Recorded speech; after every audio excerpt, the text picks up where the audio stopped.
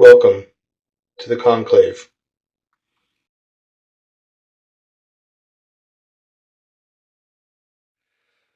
All right, and everybody, welcome back to episode 2 of the Conclave podcast. Just in case there is any confusion, this is not a podcast based around the brand new Ralph Fiennes and Stanley Tucci movie. This is a metaphysical podcast deep diving into all things spiritual, witchy, cryptid, kind of all that good stuff that's out there. I am Patrick, and this is my beautiful wife, Jessica. We are the owners of the Menagerie in Bellevue, right outside of Pittsburgh, and this is where we go to talk to you. A couple things I want to clean up and clear up that I kind of forgot to in the first episode. And before we really do that, I just want to say thank you for all of those who watched and listened to the first podcast and the first episode. Um, there was some things in there that we've never talked about publicly before, so it was kind of nice to get it out there and let people know, like, hey, where do we actually come from? One of the things I had wanted to talk about and completely forgot to was where we came up with the names for everything. Yes. So when we first decided to open up the Menagerie, we were initially looking at purchasing a metaphysical shop that was in the same location that we are now. They ended up moving. They were supposed to move to New York, and in the last minute decided to just move to a different part of Pittsburgh. So that sale didn't go through, and we decided to open our own.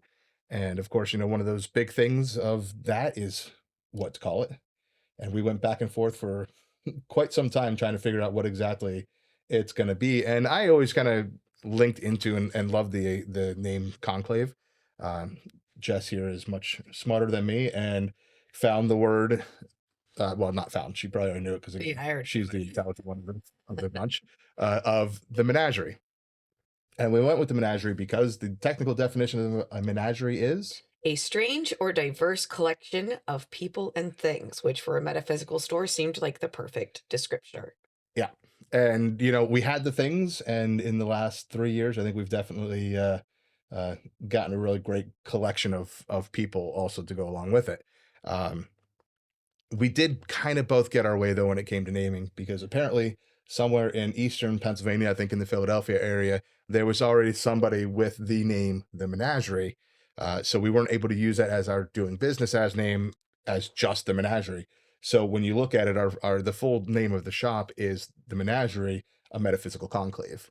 Obviously, we don't use the full thing for anything other than official paperwork and records. Correct. But and then so that made a fairly easy decision on calling the podcast The Conclave, because a conclave is a private meeting or secret assembly. So with the fact that we're going to be adding guests, etc., that focus on different aspects of practices, we thought it would be a really great descriptor for the podcast. Yep. There's also the aspect that I love the idea of secretive, right? Because even before this, when we were in the restaurant business, when we had thought about doing a catering business or a underground supper club type of a thing, we went with Cloak and Dagger, right? It's all secret and underground and CIA and type black ops, hidden in the shadows thought and feel to it. And unfortunately, to a degree, in the metaphysical world, we're still kind of in that range. So while paganism and witchcraft has definitely gotten more mainstream, taking huge leaps in the last couple of years, it's still something that most people, us included, we have to mask, right? You keep some of this in certain situations, Yep. environments, around certain groups of people. Just it's the nature of the beast. Yep. I mean, prime example. I love my dad wholeheartedly. Obviously our families know about the shop and they know roughly what it is, but I think my side of the family especially lives in blissful ignorance. So when he asked this morning, "Hey, where do I find the podcast?" It's like, nah, don't worry about it. You don't need to listen to it. You won't be interested. You won't be interested, right? Because there's, coming from a very Catholic family, there would be that unacceptance, and it's not full unacceptance, but a dislike of the paths in which we've taken and the direction we've gone. So, for that, we partially mask. And it's just to make sure that things are copacetic in everyday life. It's a So, battle that you don't have to always fight battles. You don't always exactly. have to pick every battle to fight, and that's just not one that we're willing to fight. Yeah, life is exhausting as it is. Yeah, There's enough people that want to see you fail. Why add to it, right? exactly. um, and I think that's a really good segue into our topic today. So the podcast episode title today is uh, "In the Beginning," because we're talking about how to start our practice. It's the whole concept of let there be light. We're at the very start of it and we're going into it. And what we just discussed is a very big thing that all brand new practitioners really need to look at, right? On, is this even something that aligns with them personally? Is this something that they can be completely open about? Do they want to be completely open about? Are they willing to accept the consequences of entering into a counterculture, which is essentially what this is? Mhm. So these are all things that, as you're beginning your practice, you need to be asking yourself and questioning, because this is not something to enter into lightly. Changing up religions and faiths and practices and all that kind of stuff is a very deep to the core issue. And there are ways to fit it more mainstream and for people to be able to do it on the day to day. So, these are just things. Question yourself, ask yourself, get to know about it. Okay. Um, so before we get into things that we suggest for how to start your practice, I'm going to talk to you a little bit about where we were in the beginning of our practice, right? So we heard in episode 1 kind of the backstory of what got us into the metaphysical world. So what did we start studying when we first did it? Jess, what was the first steps that you took in? What were your first Um, sessions? well, there was that, we really started deep diving further after our first apartment together in Asheville. Uh, I remember waking up in the middle of the night and there was just this like, I don't like to use the term demonic, but that's what most people are going to understand in a Yep. colloquialism, but a demonic looking face coming through our wall. And our dog was also growling at it. So it wasn't like, oh, I'm half asleep and I'm just, seeing shadows and roll back over. There was something there. Um, so I get up the next morning and I start deep diving into ways to cleanse a house. And I think this is why I'm always so adamant when people are starting that if they want to know what they need to do to start, like cleansing and protection are like the first two things. Mhm. Because you can kick things out all you want, and I did eventually kick that thing out. Um, and then you have to learn how to keep them out because it's no good to get rid of a thief and then leave your door unlocked. You need to know how to remove them and then keep them on the other side of your barriers. Uh, as a result, like because of what both of us were doing as our job at the time, um, we were both working in professional kitchens. We were heavy into the culinary field. We had a metric butt ton of herbs and spices and things in our kitchen cabinets, specifically just for use at home. So that was a very natural progression for, at least for me, was to immediately go like, what do I have that I can use? Sir, that I can use to start affecting change. And, you start learning that, like, oh, rosemary can do a whole lot. You start learning Italian seasoning can do a whole lot, like cinnamon, salt, all these things like have an effect on your intentions. So it was a very natural progression to move from like, I need to get something done to figuring out what I needed and going, oh, I have that uh, and starting to go from there and building a kind of herb-based kitchen witchery practice out of all of that. And that still kind of remains a core element to what I do now. Mhm. From there, like, yeah, I started dabbling with like tarot cards and things like that. Dabbling in the divination realm because, trying to see what else is out there, connect to my guides, see if what I did was effective. Anything like that. Hey, Fred, knock it off. Sorry, We he's have a chewing the cords. Freddie, you'll remember from last time where he decided to flash you his butt. We got a new setup going on. As you can see, we have different location for it. We got a better camera rather than just the webcam on the laptop that we're recording on.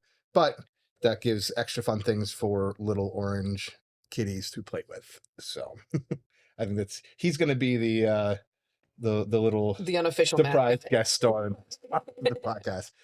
So I want to take a step back real quick and retouch in on the learning how to cleanse and protect your space. Okay.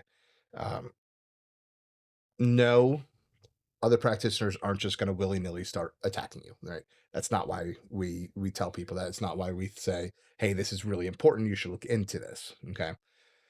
We do it because, like Jess said, if an energy or an entity or something does come into your space, how are you going to keep them out if you don't protect, right? I always tell people, or, and I have a lot of people that then also ask, well, isn't doing that just drawing them in? Isn't it more likely for them to come at you? It's like, well, when you go on vacation, do you lock your door? Yeah. Right. Locking your door doesn't entice thieves to come and break into your house. An open door would, but a locked one not necessarily would. So this is what we're looking at for it. It's also very, and we're going to get into this probably a little further down, but it's a great way to start learning how to build spells. It forces you to do research into herbs and candles and all that other stuff. It's kind of one of those things of it's just smart. It is forces you to learn. It forces you how to learn, and it forces you how to do stuff. And, with cleansing, every time you walk around outside, you're picking up energy from other people, from the environment. I mean, when you go out daily, you do occasionally come home and shower, right? Yeah. Cleansing is the same concept. When you're working in a metaphysical field, in an energy field, then you're going to every once in a while need to slough some of that off and get yourself back to zero. And, you'll feel better for it in the long run for doing what we call regular spiritual hygiene. And if you think of it that way, I think it makes it a lot easier and less intimidating to approach. Yeah, at the very least, to look at the reason why do I have to protect myself? What's out there? Yeah. Really nothing. Just John Q. Public is out there. Yeah, somebody could have cussed you out in their head because you cut them off, and now you got a little bit of funk on you. Get it off. Yep. Thoughts have intention, Yeah. whether people mean for it to or not, and that includes the Muggles. It's not just the magic workers that can force will into the universe. It's everybody, right? Whether they realize they're doing it or not. Don't the Irish call it putting the come hither on somebody? The hither. Cast the hither. If I remember that correctly, if I read that point correctly. It's always a constant struggle to make sure you're hitting the right research material. So that's where Jess kind of started into it. I did a little bit of a different approach. The divination was definitely a very big part of my beginning, as was crystals and sigil work. So my thought was, well, if Jess is learning the herbs, I'm going to learn the crystals, and then together we'll have a really proper balance. Two problems with that. One, as my path grew and changed and became, I very rarely use crystals anymore. That's something that's just every now and then it'll slide in. They have their purpose, they have their needs, but for the most part, it's not part of my practice anymore. And there's so many of them and so many definitions and so many cross angles that your brain will very naturally drop that knowledge because it is a bit of a spider web and confusion. It looks like the meme with Charlie Day from Always Sunny with all the the murder board going on behind, and all the strings are in crazy angles, which is a lot of what the crystals can do. It's a very valid path to practice. It's just not one that's for me. So all that time spent reading on crystals and looking them up and buying so many, I don't want to say it was for nothing, but it didn't feed me in the long run. Whereas now I do a lot more of work with herbs. And I'm constantly having to go, Jess, I need help with this, because it's, she has that knowledge so readily available because she's now been studying it for years and years and years. So I tend to if tell not, people have a now, book for it. yeah, if not, when we touch on that later on, you're going to see the massive binder she created. So that's why, I tend to steer people more towards the herbs now than the crystals. Um, divination, when I first got into that, my thought process was, let's learn the runes. And I think a lot of people are interested in runes and they're curious about them. But here's the thing about runes. They're divination tool. They're words and they're an alphabet. It's a lot. It can also be used as a ritual tool. It's also, yeah, there's so much to it and there's so much to learn to even begin to grasp and understand it. And at the time, Jess hadn't chosen the Norse path. So there was really no one for me to bounce it off of. So as you're trying to learn these things, it's just like it became overpowering. And especially at the same time, I'm trying to learn tarot. And it's like, runes aren't going to be my thing. Let's stick to the cards. Tarot ended up being very difficult for me to connect to initially. So I switched to oracle cards. And we'll go over into the difference between the two here in a little bit. But it wasn't until I was able to grasp and learn how to connect to the cards with my oracle deck that tarot really started coming through. And now that is a huge part of my day-to-day life.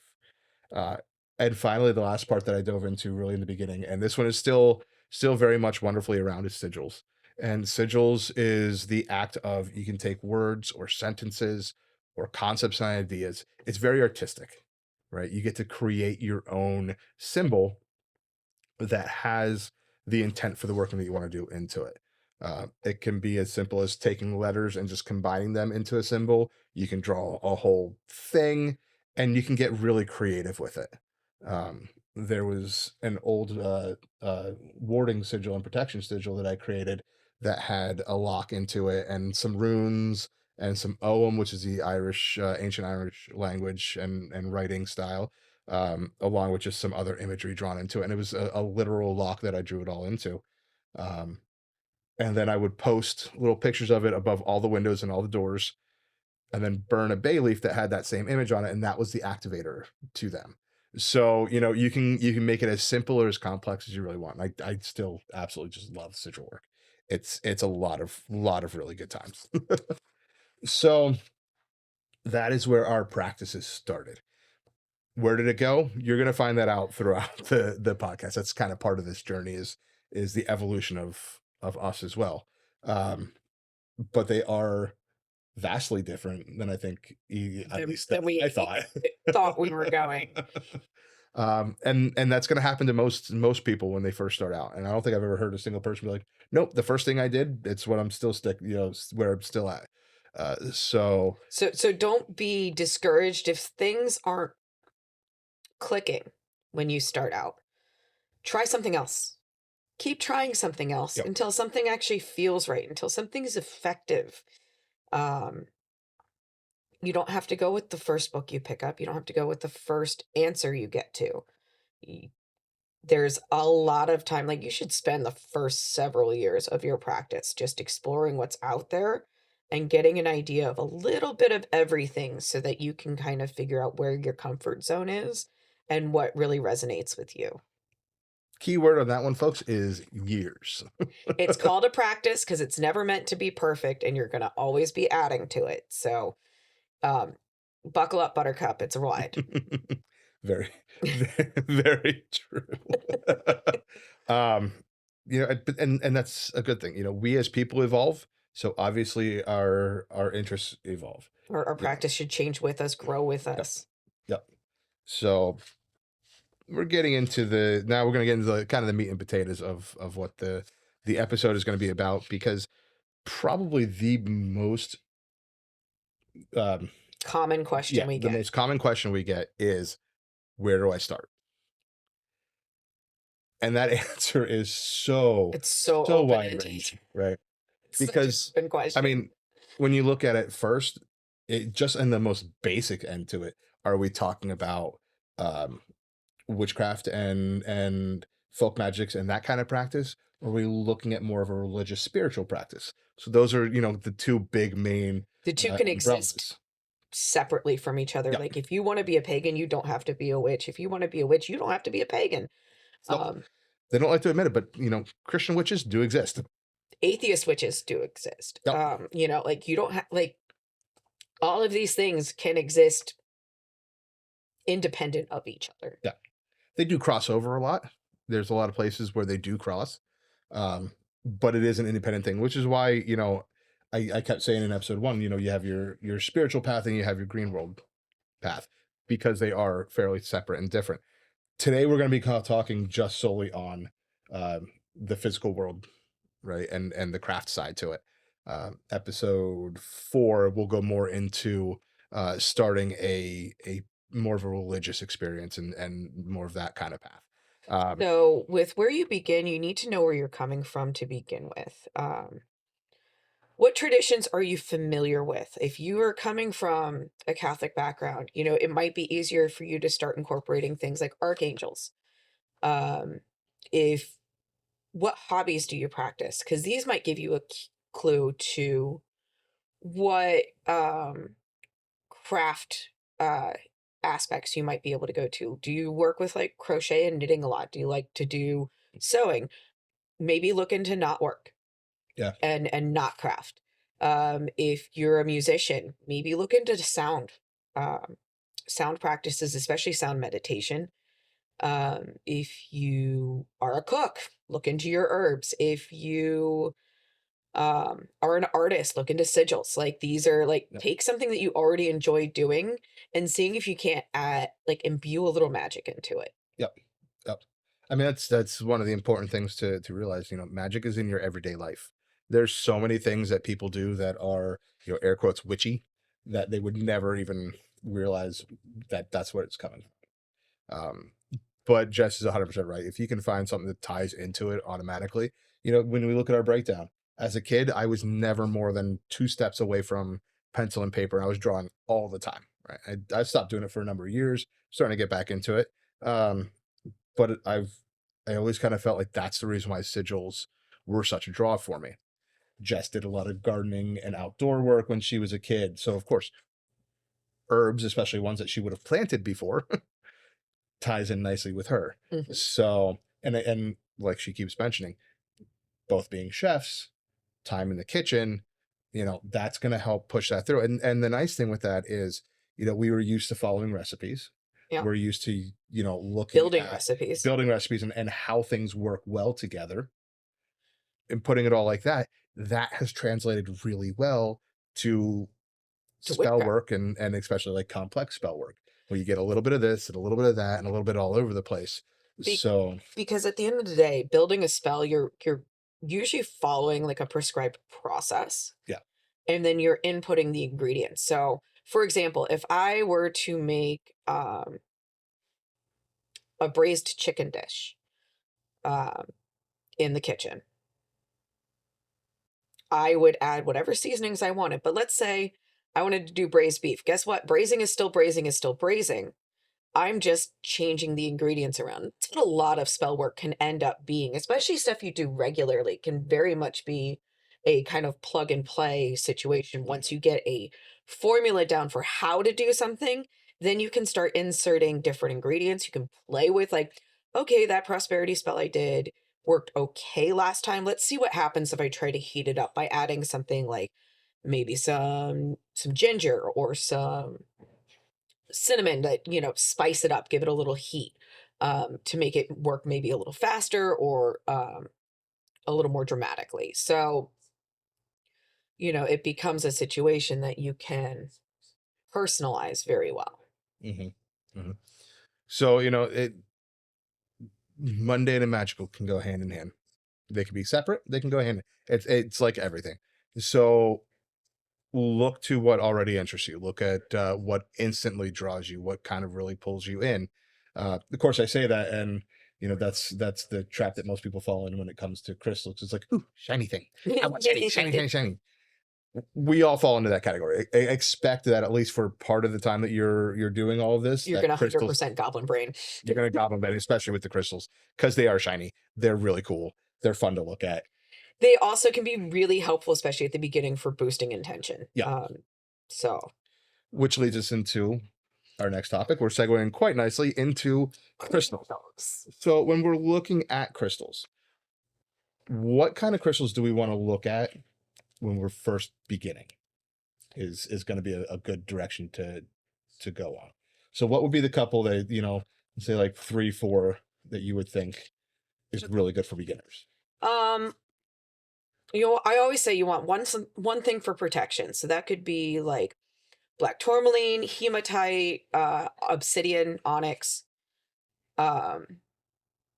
which. So those are your black crystals. Like this right here is a very large chunk of black tourmaline. Okay. We're picking some of the larger pieces here so they show up on camera. You do not have to buy the $100 chunks of anything. You can buy the $1. This is a $1 chip of the same thing. They do the same thing. It's on how you want to use it and to what degree. Personally, when it comes to, so protection stones are normally black. Yeah, black is a good basis to start with. If you're not sure, look at a black stone, grab one of those. Yeah. Personally, I think tourmaline is a great place to start. That's always been my favorite of the protection stones. I know other people have different ones. I prefer hematite. She prefers the hematite. So here's the differences between them. When you look at it, black tourmaline is really great for psychic protection. Okay, so that is protection of everything kind of around you in the spiritual realm. Whereas hematite is, I like to think of it as like the bodyguard. Energetic protection. Yeah. So what hematite does is it absorbs negativity and transmute it as positive energy. So it's very much, it's like a tree. Takes in the carbon dioxide, sets out oxygen. Takes in bad vibes, pours out good vibes. It's also kind of cool because there's so many different forms of it, including rings, which when they're full of negativity, they break and fall away. There is the little tumbles. There are any size and shape, really. Yeah. And then you have the little magnets. Yeah, the little magnetic ones are fun. My kids love those. They like little fidgets, toys for them. Yeah.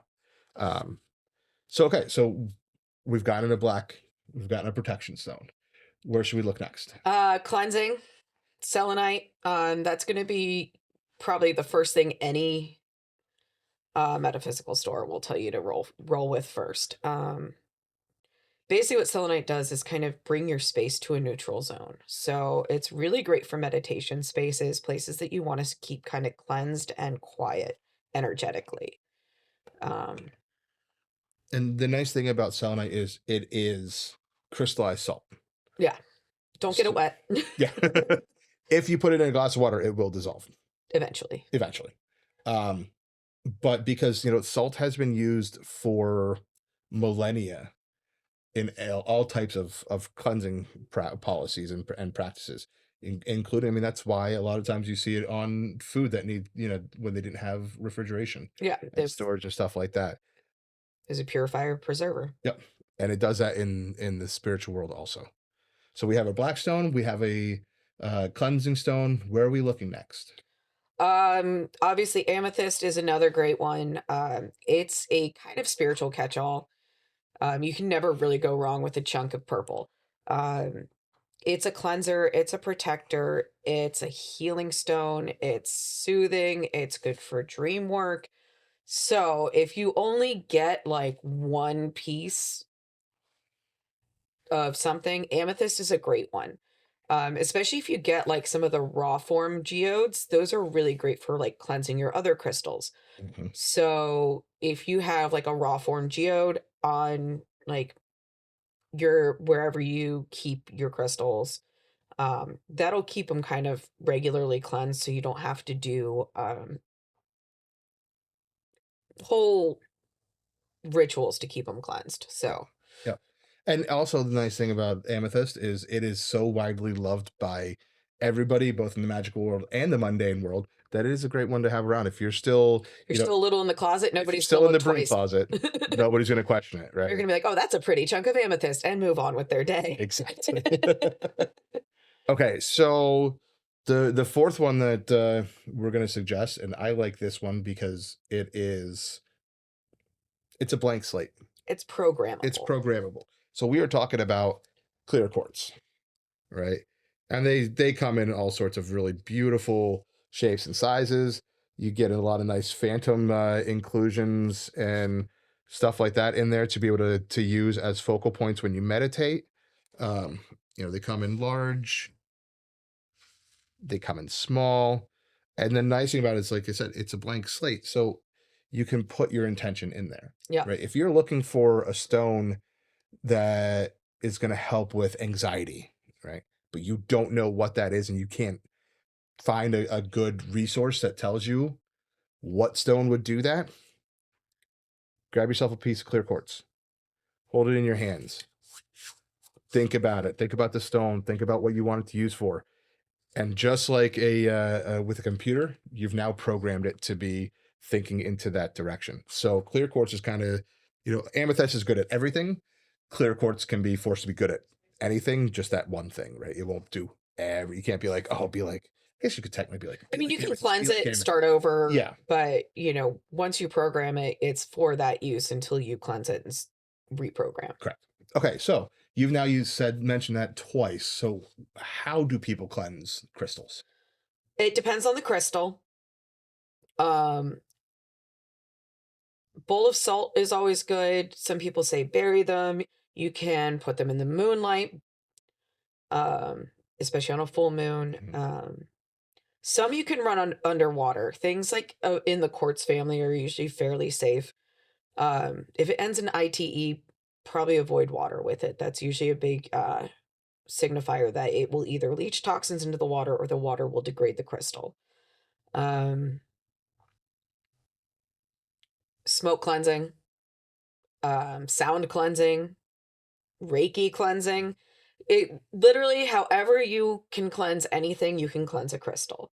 And again, sometimes the easiest way, get yourself a selenite slab or bowl and just anything you've used recently that you want to reprogram or cleanse completely. Toss everything in the bowl. Like we have a stick of selenite in our key bowl when we walk in. So when we have any of our like crystal jewelry on, we just take it off, put it in the key bowl with the selenite, and the next morning it's ready to go. Like we're not adding extra steps, we're not adding extra ritual. It's all right, here you go. Clean yourself off tonight, relax, see you in the morning. Yep. Now, probably your easiest bet, other than getting like a selenite bowl, because like you said, we're starting small. Use that full moonlight. Okay.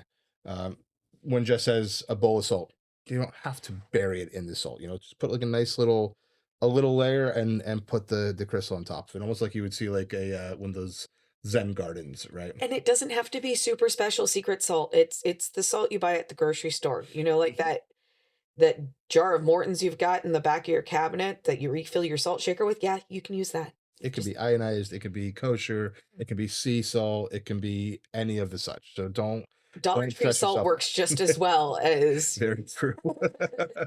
as any other salt you're gonna find. So you don't have to break the bank to use salt. All right, guys. Water, I would stick away. I personally would stay away from, just because you don't know, unless you know really well if it's okay or not, or that it may not.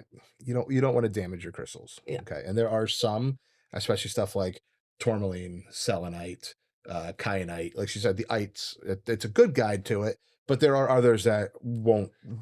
Hematite, terrible in it. Yeah, Because it's got iron content in it, so it's gonna rust. Same with pyrite. Like Yeah. malachite, that will leach toxins into the water. Yeah. So at the end of the day, unless you know, I would say stick away from using water for it. If you're going to use water, I suggest moon water, which we're going to get into in a little bit on what moon water is and how to do it. And I'd also stay away from sunlight. Try to keep your crystals out of the light, because there are a lot of crystals out there That'll that bleed. direct sunlight will bleach. Amethyst being one of those citrine, sorry, that'll bleach also. So it almost seems like the ones that are okay with water are worse with. Extended direct sunlight, bad. Yeah, if you end up putting your stones on the windowsill overnight for the full moon, and you don't remember to take them down in the morning, it'll be okay for that day. Or but you're you going to do don't a want ritual outside and it's sunny. It's going to be fine. you Like, just don't want to get into the habit of leaving it there for long periods of time. All right, that's when it's going to then bleach the crystals, make them won't necessarily do anything wrong with them other than the fact that it's going to become very dull looking, and that really pretty, oh, look at the vibrant color we have here. You don't yeah, have that vibrant color. you don't want that to happen to your deep purple Jamie looking amethyst. Like, Yeah. that'll just be sad. Yeah. Now, one thing I did as we were starting is I started building a binder. This is my crystal one. And what we have here is I made a template on just Microsoft Word, and I had like signs that may be associated. Here we got amethyst here. Planets it may be associated with, elements, deities, chakras, and then the different properties of the crystal. And I just, again, did this in Word. I made a couple blank ones, so when I thought about it, I could just scribble. And then I had ones that I could just fill in the blanks. I'm gonna take that from you and show it to the see if I can get it a little bit better seen on the camera. And these are very similar to the worksheets I hand out when I do my urban crystal class at the shop as well. It's still a little fuzzy, but you can see a little bit better idea of how it works there for it. So this way you're not forgetting after getting, like, you bought this crystal and you're like, wow, I wonder what that does. Because sometimes I would just go buy crystals that were calling to me, and then I go home and I research them. Now you're, instead of forgetting, you have an easy way to access this. I mean, this is an alphabetical order of all stuff that I have picked up over the years. And now you have kind of an instant reference note of things you have in stock. So if you're going to do something, you're building a spell and you're like, oh, a friend of mine's pregnant, but they're having a rough pregnancy. Let me do something for that. Now you can just go through and be like, all right, what's good for fertility? What's good for vitality? What's good for pregnancies? And you can more easily reference things you already have in stock, so you're not constantly going to the store for something you don't necessarily need if you have a suitable substitute for. And I did the same thing for the herbs. And with that, nice segue. Yeah, but I did have one more thing I wanted to touch on, but okay. that's okay. We'll get back to it. And I did the same thing with the herbs. And I started with what was in my spice cabinet. And I just made my little templates. And I started with what I had. And then as I bought more stuff or bought new spices, I researched them, added them to the binder. I like doing the binders because it makes it a living document. You don't have to, like, in a journal more like these, you're constantly having to figure out where you wrote it. This, I can keep it organized in a way that makes sense for my brain. Yeah. And I'm able to pull things in and out, et cetera, et cetera. So I say binder work for things like reference material is super, super useful. Well, because at the same time, notebooks, they run out of paper. Yeah. Now you got to remember which book, not just where in the book. With the binders, you add to it, right? So It's not as big of a thing. So two things I want to touch on real quick. One's going to go back to crystals for just a heartbeat, and the other one's going to be on herbs. So jumping back to crystals, we've all kind of fallen into this trap of I have to have this specific crystal for this specific intention. The whole idea of crystals having a specific job is quite new. All right. If I remember correctly, there was a psychic, and I hate that term. Yeah. You'll learn throughout this. I hate the term psychic because I have a better understanding now of the breakdown of that.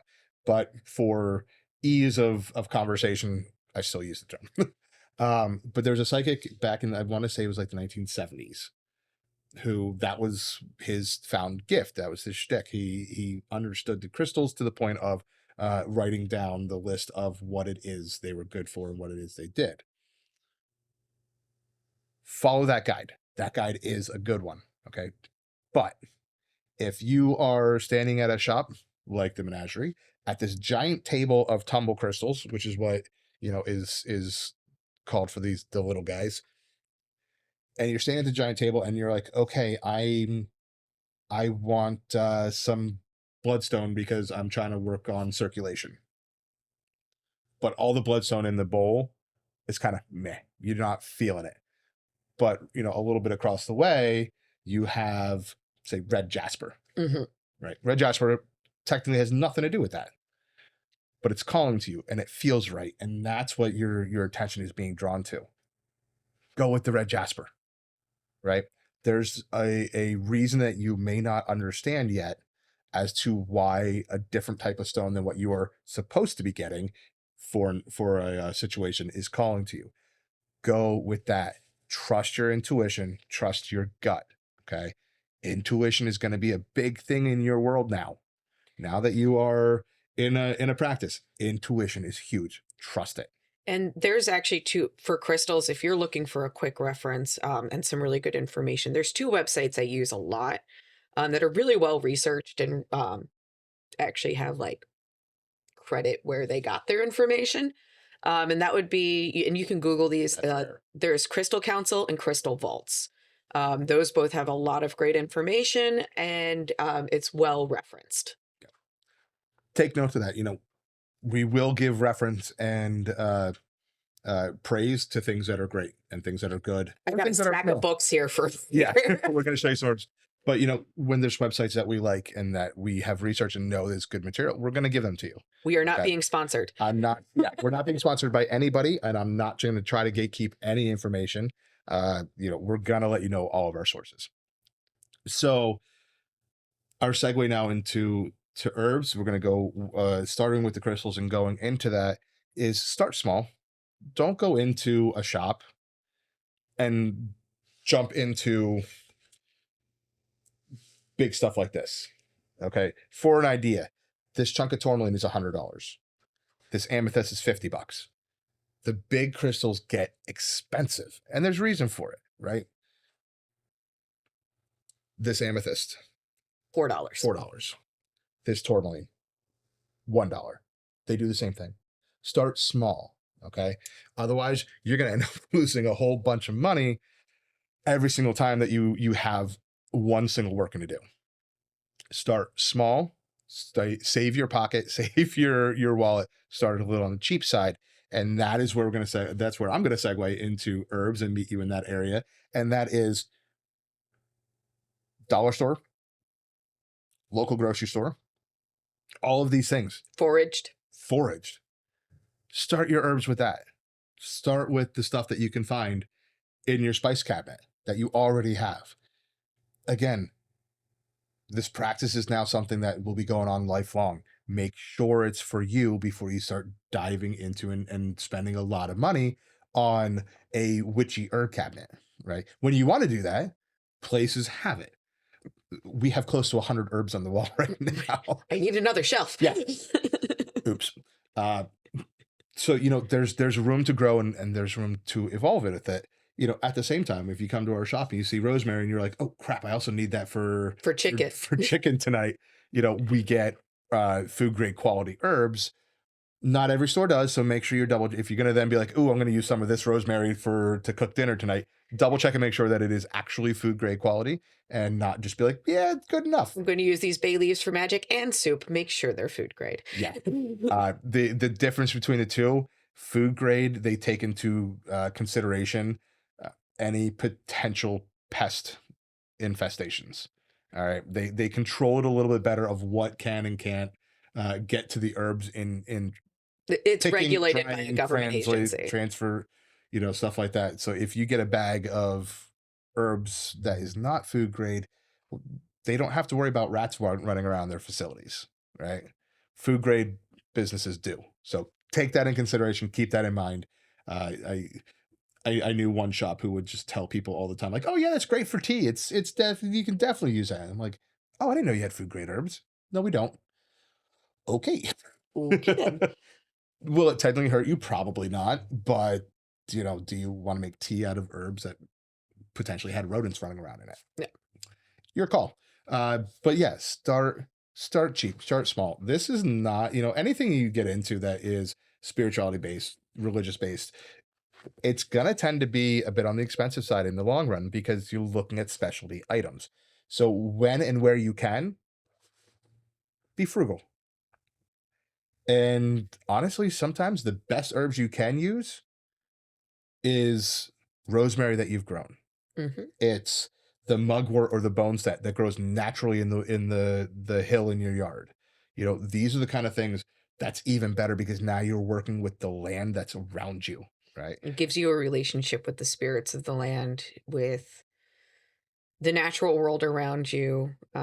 It gets you more connected to the area that you're doing your practice from, and it gives its own sense of protection as a result. Yep. And this is really where you'll see your practices start evolving, when you start understanding and realizing that everything has a spirit. It has an energy. It may be not a soul as we know it with people, but it has an energy. It has a something to it, right? It's not just a plant. It's not just a rock. There is something more to it than that. And that's really what you tap into when you end up doing these workings. So if there's stuff that you can forage and you find growing naturally, or you grow yourself, that's fantastic. There's things you don't even need to spend money on.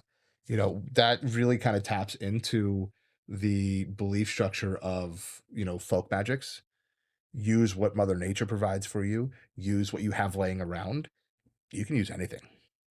And it's quite wonderful when you start realizing that, because then you start looking around and you're like, I could use that for this, or this for that. Oh, look at this dead bee I found. You're going into a ward later. Yeah.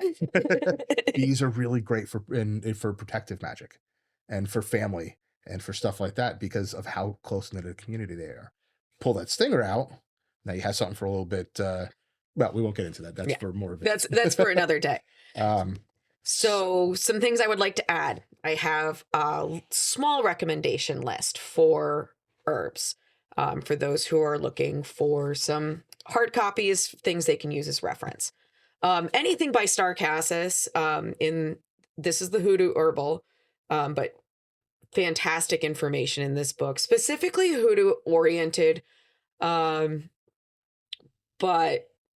they have such great information. So I highly recommend at least one or two of her books for working through, especially like the natural world. I'm going to interrupt you for just 1 second, okay? Because you said a word that is scary to a lot of people, and that's hoodoo. First off, hoodoo is not voodoo. They are different things. Voodoo is a spiritual practice. Hoodoo is more of the physical world, green world type practice. Okay, that is broken down in the most layman, simplest terms possible. It is way more complicated than that, but that's the simplest breakdowns. The other thing, voodoo and hoodoo are not bad. TV, movies, books, everything like that has really, really villainized voodoo and hoodoo.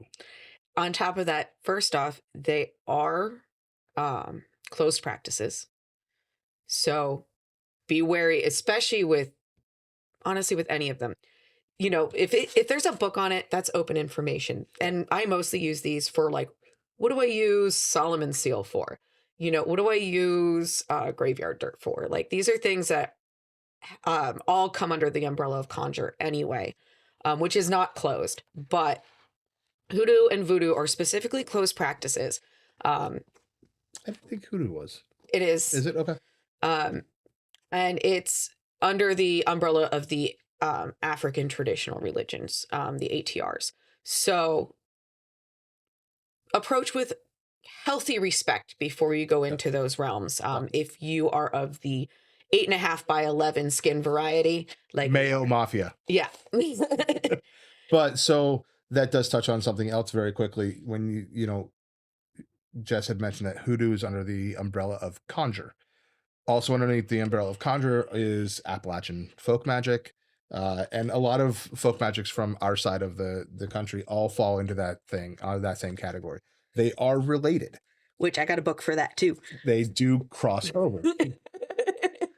They cross over. There are connections. So, having a book like the Starcast one isn't necessarily bad, because you can see a cross reference to what you're doing and how you're doing it.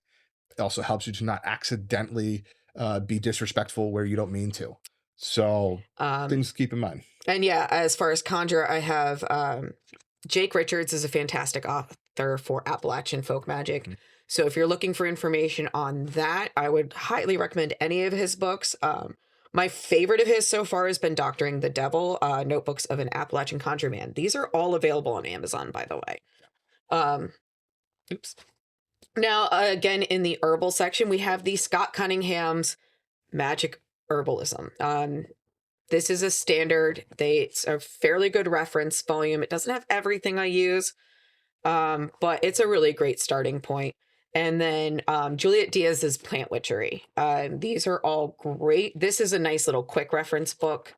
So as you can see, it has like just the plant, essential properties, medicinal properties, magical properties.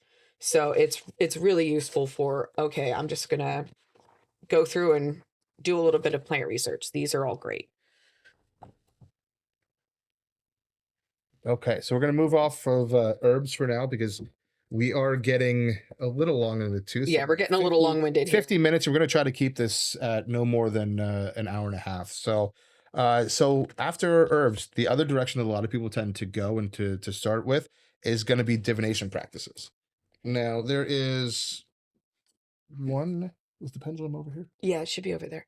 I found it. The first divination practice I really kind of recommend to people is pendulums. So it's the very simple concept. It can be brass like this one. It can be crystal. Does it really matter which one you use? No. It can be a rock on a string. It could be a rock on a string. Anything that is on hanging down and weighted. And the way we do this, and I'm going to switch it to my left hand because this is how. So we have it nice and straight. This will allow you to communicate and ask questions, right? And I'm gonna physically move this one. You can see my hand moving, right? For me, a yes is a circle. A no is back and forth.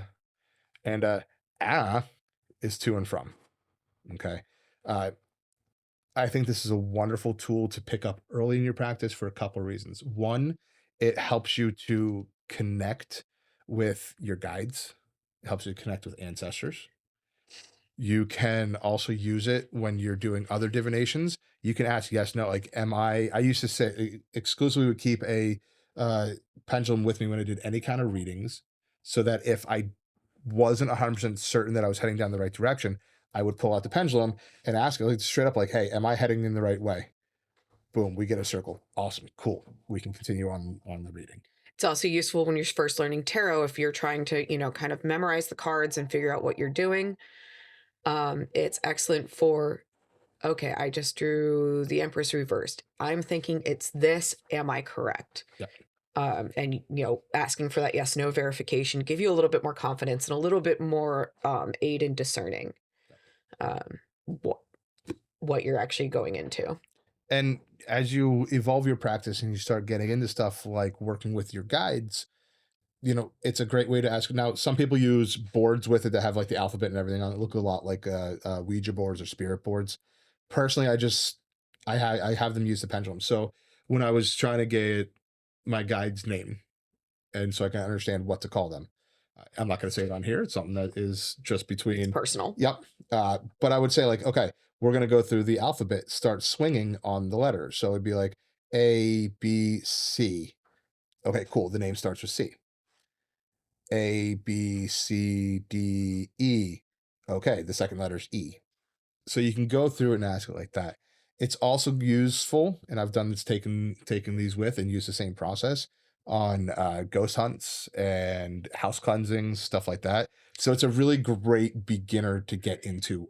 And it's a highly portable tool as well. Yeah. So toss it in your pocket, it's good to go. Where cards require at least a little bit of space and maybe no wind, pendulums require a little less. Yep. So next, we're going to get into cards.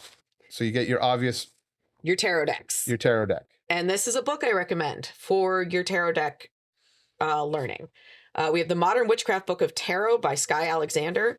And this has a really great breakdown of not only how to use your tarot deck, how to cleanse your tarot deck, what all the cards mean in their full upright and reverse, ways to use them in ritual, different spreads you can use, all of that. So it's a really great, comprehensive, easy reference. So the one we have here, this is not the one you need to go with. I brought this one to show everybody because this is the one that's most recognizable, right? This is the Rider-Waite Smith deck. Most places are still going to call it just the Rider-Waite deck. I did a little video a while back now on the creation of it, and the Smith aspect refers to Pamela Coleman Smith, who was the artist. She drew all of the imagery of the cards, and as a POC woman back in the days where that was not something fully respected, she got dropped out. So when you see Writer and you see Waite, Writer's the publisher, Waite's the guy who wrote it. Smith got left out. So, there are some decks now that are definitely adding her name back in. Personally, I like to add it back in. But if you just see Rider-Waite on it, it's the same thing. This is that basic tarot that you see most people have. There's a gazillion different decks out there with a whole slew of themes to it. I mean, we have a supernatural deck. I have a Ghostbusters deck. I have a Star Trek: The Next Generation deck. Right? There's a tattoo themed, a cat themed, like There's a million cat themes.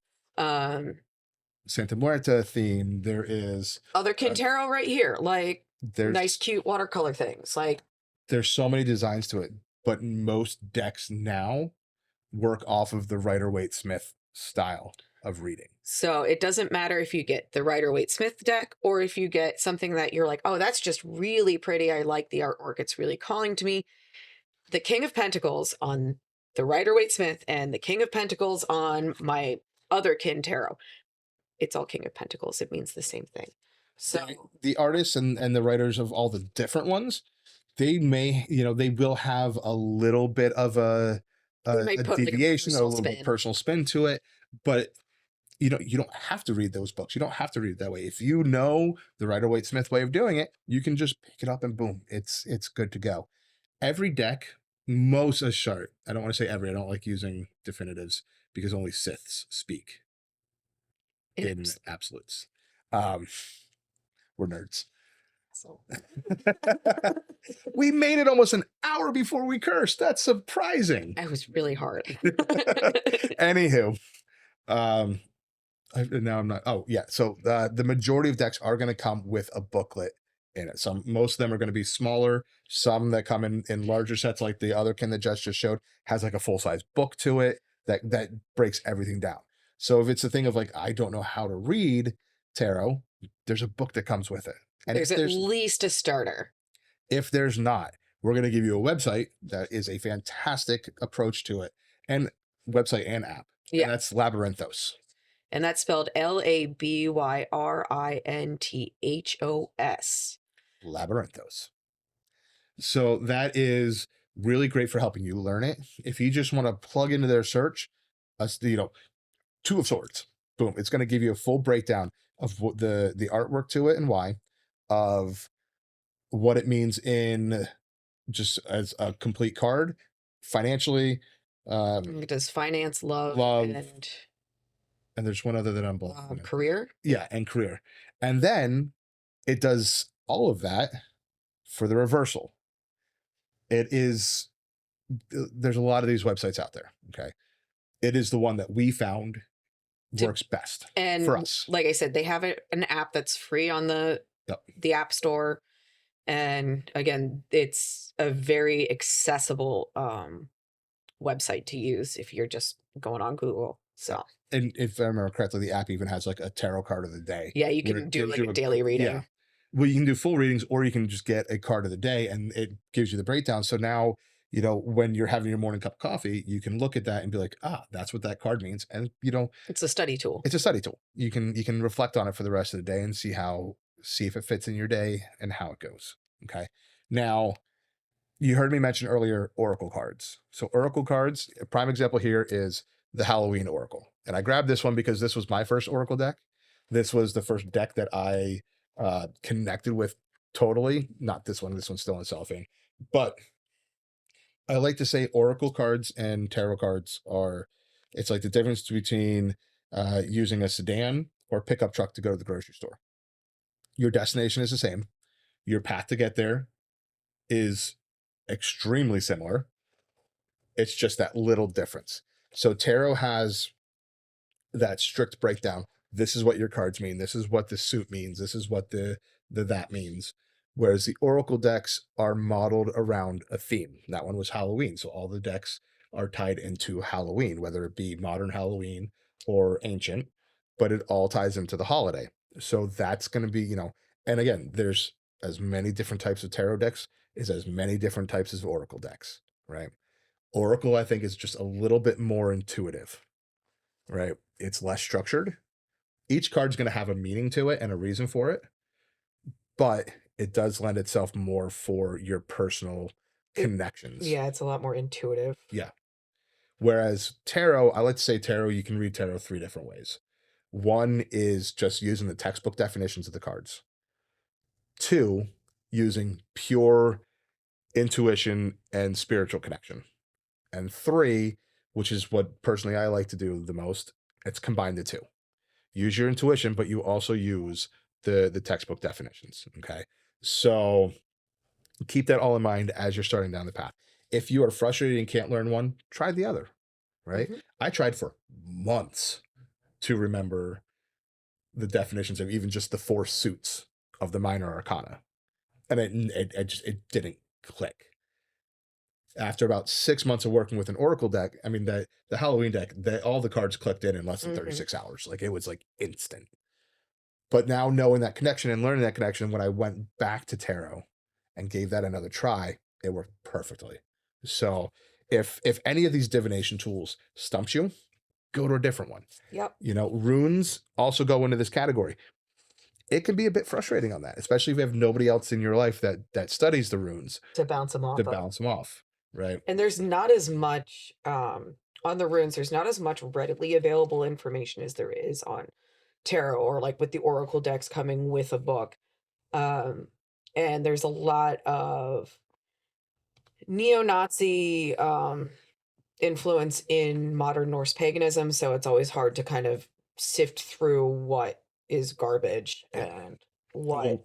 We'll get into more of that on the episode having to do with spiritual practices. Yeah. But it is something, again, this is where spiritual and physical worlds collide, right? Mhm. And not always necessarily in a great way. I will say, when it comes to divination, there is 2 things I would say be cautious on and don't jump into right away. Okay. These are kind of a stay away from. The first one is going to be scrying. So scrying is using a blacked out mirror or a piece of obsidian. Water, like you can water. use anything. There's a million ways to scry. Crystal balls, kind of a deal. Yeah. And you gaze into it often at an angle or with smoke going along with it. When you're first starting out, it's going to be very difficult to differentiate what is actually there in the mirror or your eyes playing tricks on you. It also opens up things to it opens you up to other things that are more than what you're going to be looking for. Okay. I'm sure a lot of people have heard, like, oh, mirrors are portals. They are. They can connect to the other world and pass the veil. And when you're just starting into some of these practices, that's not the best place to go. No. Okay. And that's also leading into the second one, Spirit that boards. is spirit boards, Ouija boards, stuff like that. Personally, I use them. I love them. I think it's great. Jess? Not very much. No. It's not, again, this is something that movies and TVs and books and stuff have sensationalized and turned into something. I swear, if I watch one more episode of Ghost Adventures or Ghost Hunters or, Any of Real those. Haunting, where they have the cheesy playbacks of people's stories, and it's all on, Ouija boards are tools for demonic entities. No. Tools for entities, period. Tools for entities. If you are internally looking to get into something like that, that's what's going to come through. Okay. But also, when you're like, brand new, it's easier to lose control of things. It's easier to be tricked by things. Be tricked by things. So instead of going into the Ouija board and asking it for what's coming up in the future or what's trying to contact the ghost of John Lennon, these are tools that you want to stay away from until you have a better understanding, until you have discernment of what and who you're talking to. And pretty strong protections for in case something gnarly does come through. And know how to close the portal after you Close open it. Yeah. Like, These are all things that they're not difficult to learn. but people forget a step because they're so excited to jump into something Yeah. new. And then they forget some crucial steps that, would keep them safer. I mean, after over a decade, I still do that. I still make these dumb little mistakes every now and then, but I have the knowledge to correct it. I have the experience to correct it. If I accidentally unleash something demonic and evil into the house, Not only, first off, I will become demonic and evil. She'll whoop me if I do that. But the only thing that has kept him alive this far is I learned when I was planting a tree a couple years ago that I do not have what it takes to dig a hole big enough to bury him. At the same time, I have experience clearing out these large entities out of a space. So we know how to get rid of anything that accidentally comes across. You will eventually too. Okay. Give it But time. it's the moniker of you have to crawl before you can walk. You have to walk before you can run. Yeah. So crawl. Don't try to jump in. The first time you pick up a baseball, you're not going to pitch in the 9th inning of the World Series. Right. Period. All right. So after that, I'm going to say the next thing that a lot of people want to get into is going to be building an altar. Building an altar and their initial tools. Right. We have that set down as two separate categories, but they really do fall into the same thing. And I think we're just going to touch real quick on the types of altars you can build and mention real quick that these are all practice specific. Yep. So how you go about building them is going to be very specific to how you're going to be working with them and what practices you're coming from. So you can have an ancestor altar, which is a altar to your ancestors. It's exactly what it sounds like. You can have a working altar. This is where you would have your tools and your ingredients that you regularly use for your practice. Hopefully in a space that you actually have a little bit of room to work in. And then deity altars, which would be deity specific. So what's going to go on that is going to be very dependent upon what tradition that deity is coming from and what is considered either the prescribed way to do it or the most acceptable way to do it, or what messages that deity was giving you. Yep. And then the last one that we kind of went into is going to be,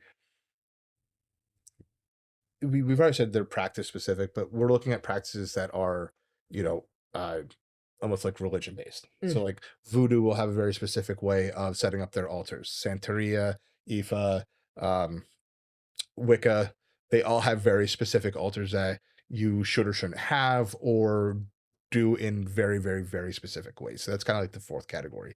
That's that like ultra specific. When it comes down to it, for ancestor altars, things you'd want to put out, a white cloth, white candles, water, pictures, water. Right now I'm looking at the ancestor altar shelf that I have over here.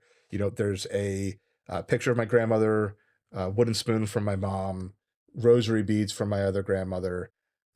There's packs of cigarettes for our friend's dad. There's a picture of my buddy from the Marine Corps that passed away in Iraq. There's things like that. There's trinkets that remind of the person, or just straight up things that they owned. And we'll probably touch on these later. Yeah.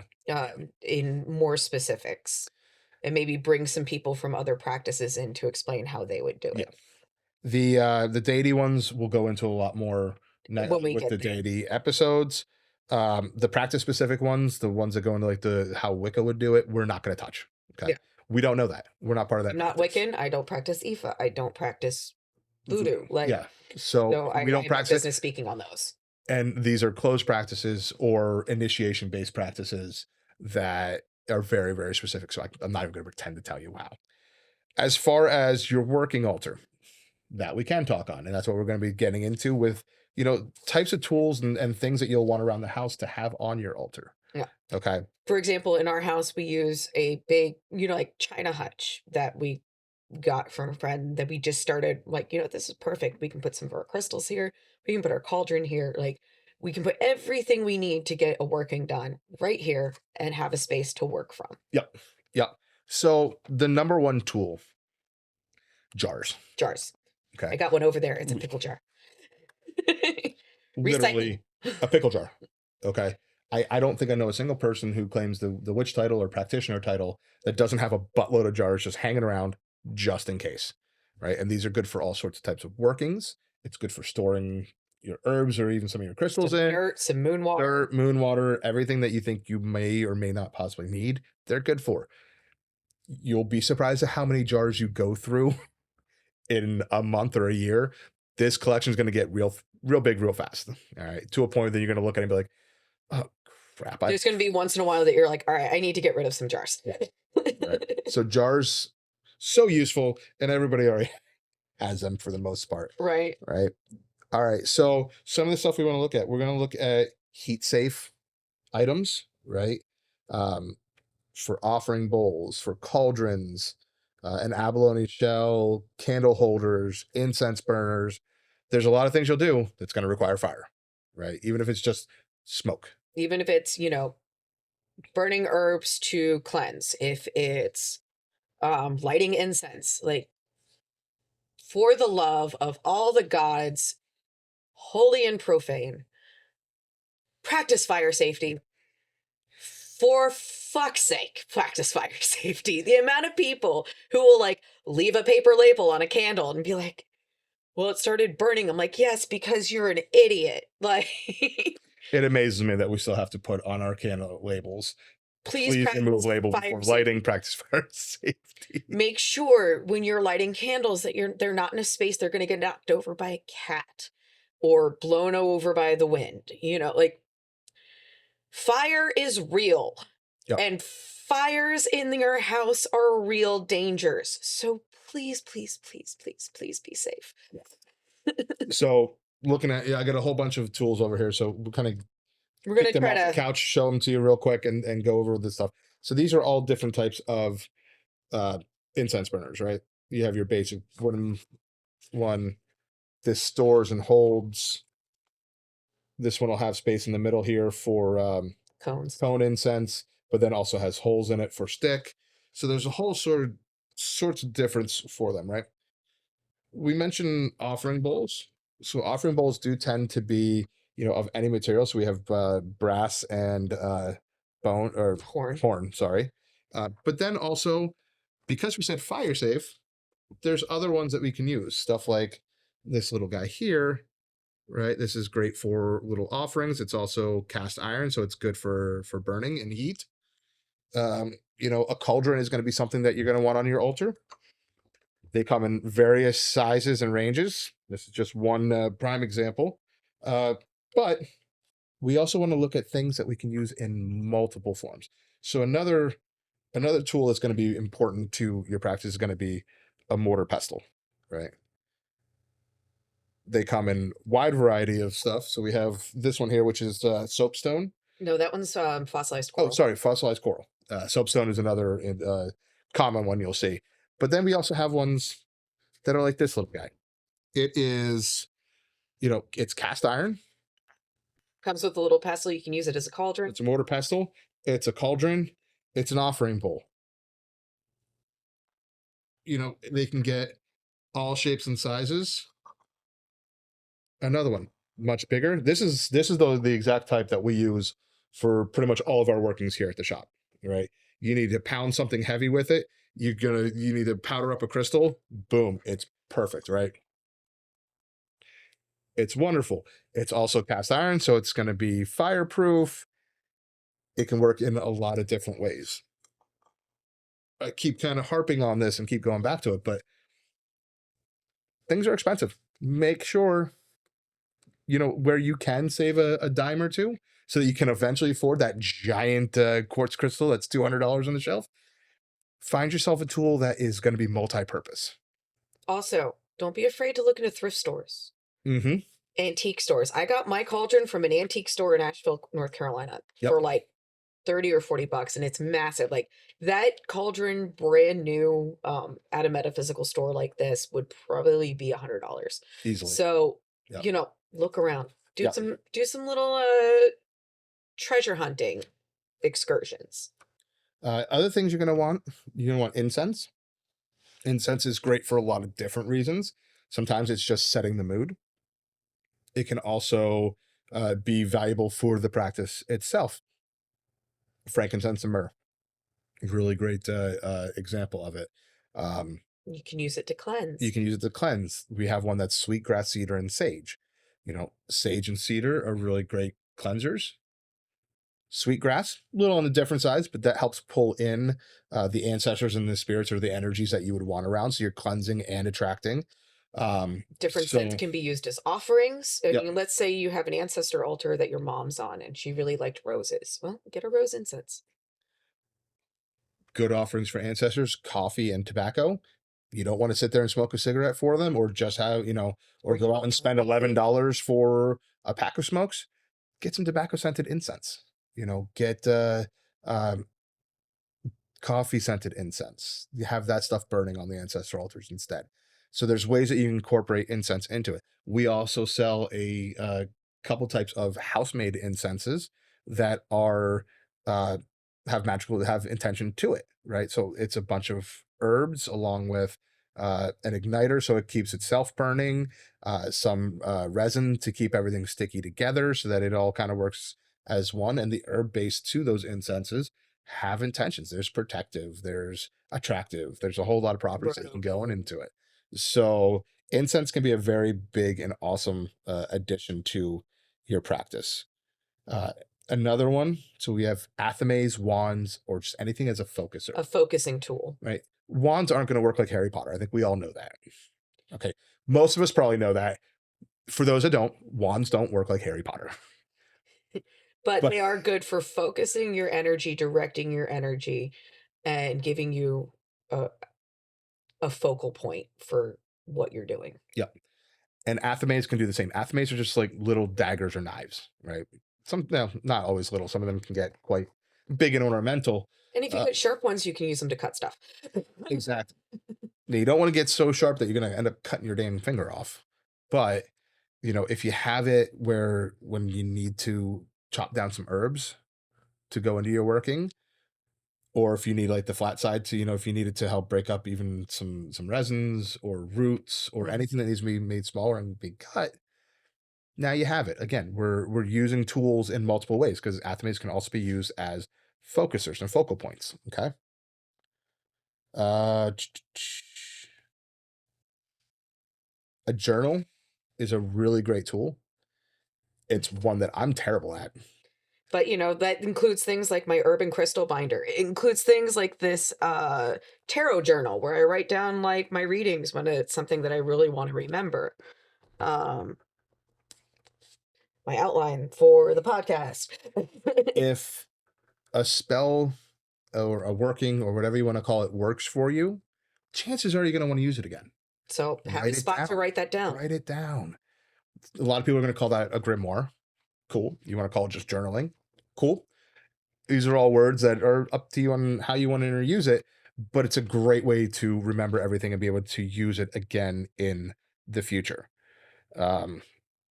Two last things kind of to touch in on the tool, two tools and then another lecture. The first is going to be your candles. So candles are just, they're so useful. Okay.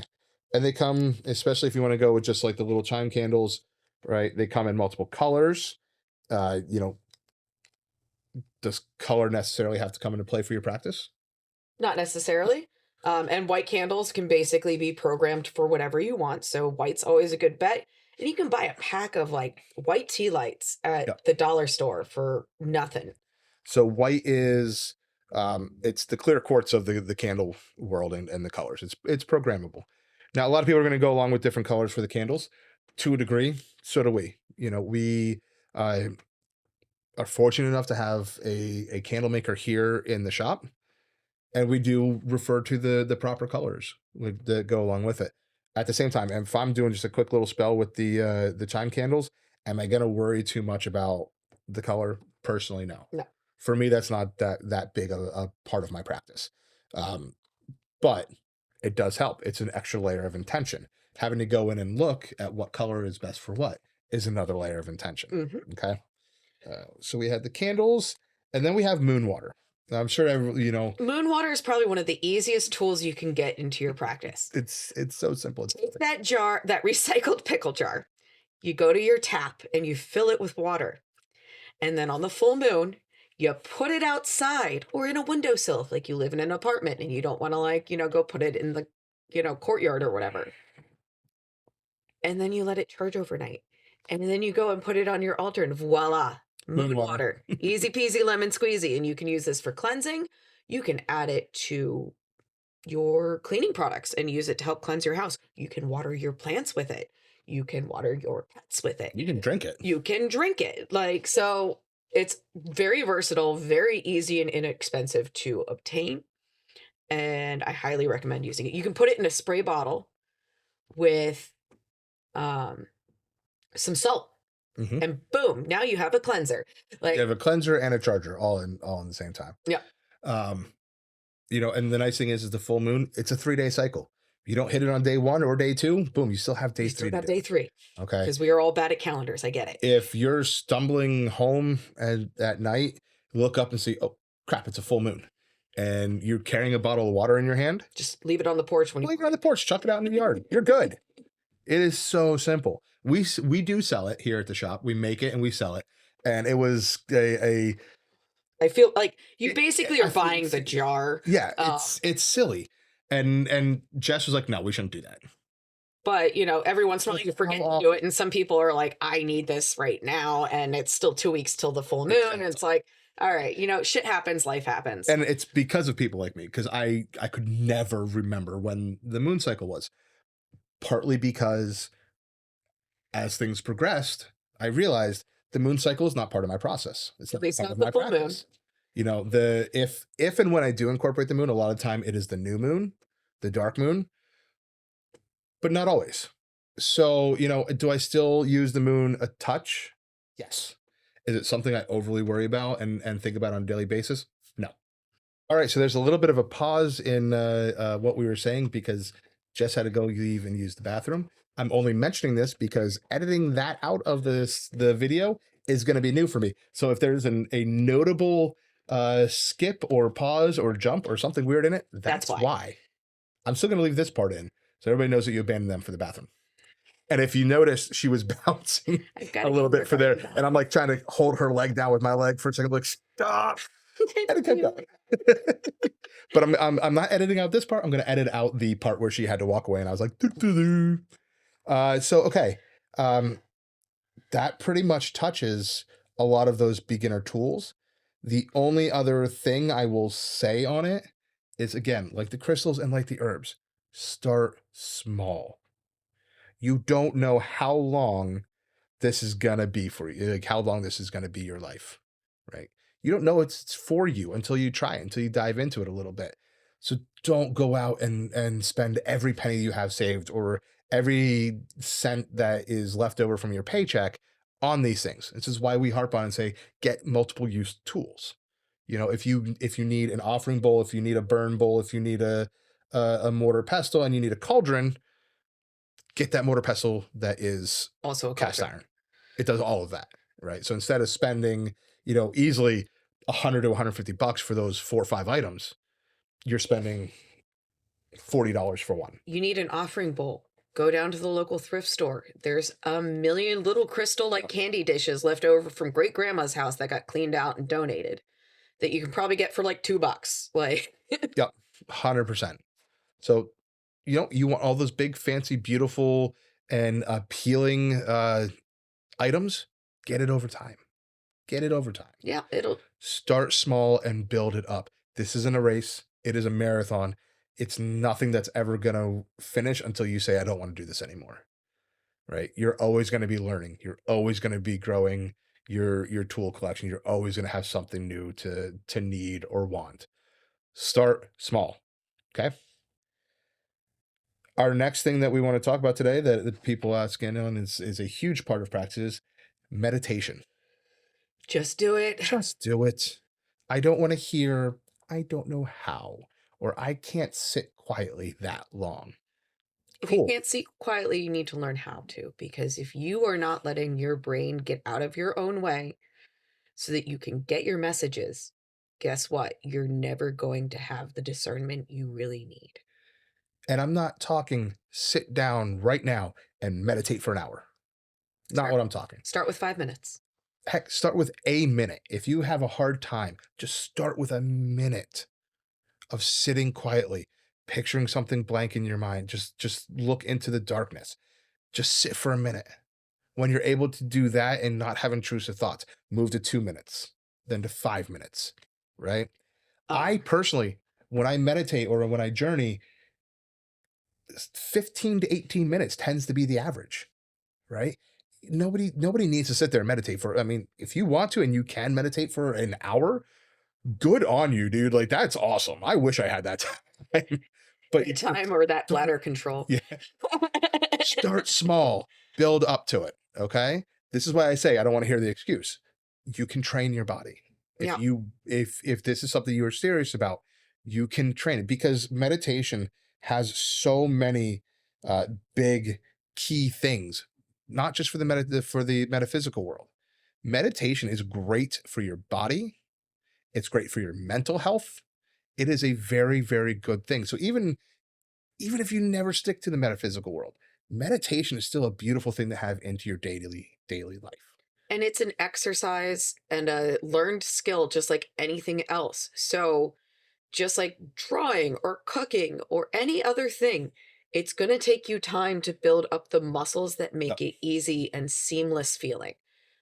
Don't get discouraged. One thing I would also like to say, I have another book for you. That's a book. No, see, this one scares Pat a little bit because it's hands-on chaos magic.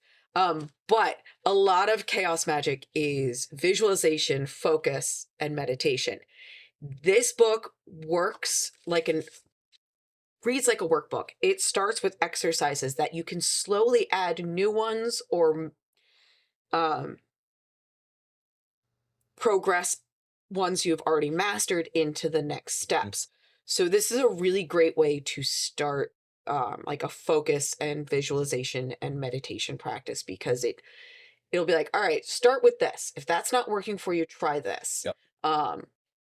It gives you a couple options and a couple ways to go about it that may help those of you, maybe you have ADHD and it's a little bit harder for you to focus. It gives you different things to focus on so that while you're trying to meditate, you're keeping that really noisy part of your brain busy while you focus on the messages you're supposed to be receiving. So I will say about that book, the second half to it is not necessarily for beginners. But by the time you get to the second half, if you're actually working through this in an appropriate manner, you're not going to be a beginner anymore. Fair. One trick that I used when I was having a hard time meditating, I went online and I found, and for me, it was Ireland. It can be just the woods. It can be the beach. It could be a city, whatever you're comfortable with. I found pictures of it, right? And I looked at different pictures of, pathways along a wall and along a pasture, through the woods, into a meadow. And what I let my brain do is, when I started meditating, the active side of my brain used those images to create almost like a movie. Right. And it gave the active side of the brain and the intrusive side, the side that wouldn't shut the heck up, a something to concentrate on. And as that concentrates on that, it plays almost like a movie, right? So it's what I'm visually seeing, but it lets the rest of the quiet brain then take over, because that part is active. It's engaged. It's doing something. It's the same way people might need to doodle while they're listening to the teacher. Yeah. You need something to occupy that part of your body. Exactly. So create your own guided meditation, create your own visualized meditation, and incorporate that into it so that you're able to, that's just one of those little tricks that I found was very, very helpful when getting through it. But when it comes down to it, meditation is, it's key for meeting and speaking to your guides, to deities, to spirit, to the other side, for developing your gifts. Do you have one of the clairs? Are you psychic?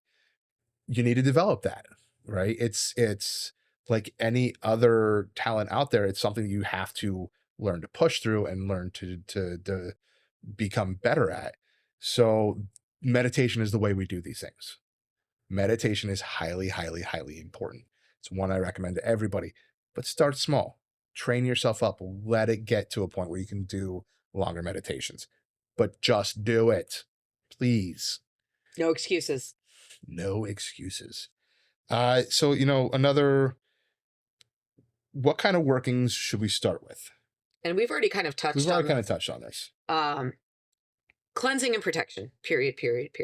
Like, you need to know how to get rid of anything or anyone that has, connected itself to you energetically, and you need to know how to keep them out.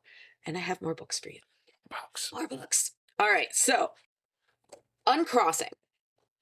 This one is by Katrina Rasbold. Hand the books. Yeah, I'll hand you the books.